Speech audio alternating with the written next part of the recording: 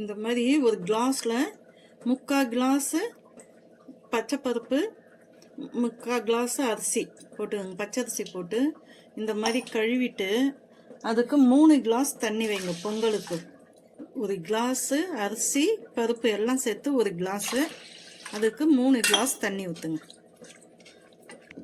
இது ஒரு 1/2 hour ஊறட்டும். பொங்கலுக்கு தேவையான உப்பு போட்டுடுங்க.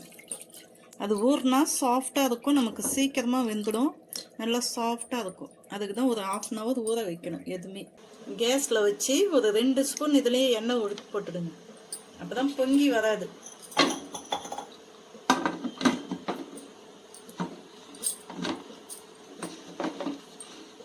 ஒரு 5 விசில் வச்சு எடுத்துக்கோங்க.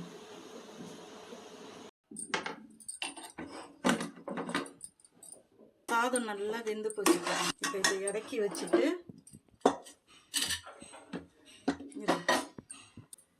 இப்போ தேவையான ஆயில் போட்டுக்கோங்க.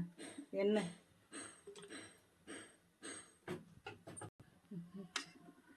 முந்திரி, மிளகு, சீரகம், கறிப்பிலை, இஞ்சி, பெருங்காயம் இது எல்லாத்தையும் அந்த எண்ணெயில் போட்டுடலாம்.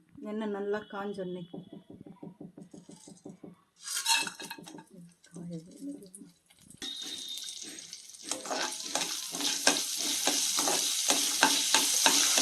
இது மாதிரி கொஞ்சம் சிவந்தா போதும், ரொம்ப சிவக்க தேவையில்ல.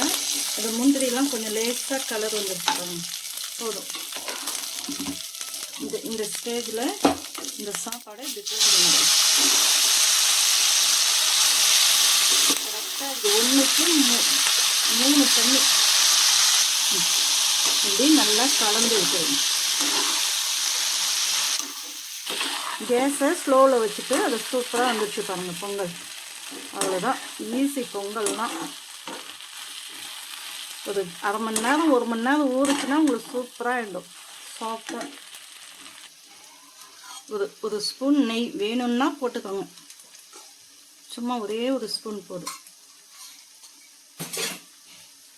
50 பைத்தம்பருப்பு, 150 பச்சை அரிசி, இது 4 பேர் சாப்பிட்லாம். அவ்வளோதான், ரெடி ஆயிடுச்சு. அப்படி ஒரு 2 நிமிஷம் மூடி வச்சுருங்க. ஒரு 2 நிமிஷம் சென்று இப்படி திறந்து பாருங்கள். உங்களுக்கு தண்ணி கம்மியாக இருந்ததுன்னா தண்ணி கூட ஊற்றிக்கலாம், ஒன்றும் பிரச்சனை இல்லை. சுட தண்ணி ஊற்றிக்கோங்க. பொங்கல் ரெடி ஆயிடுச்சு.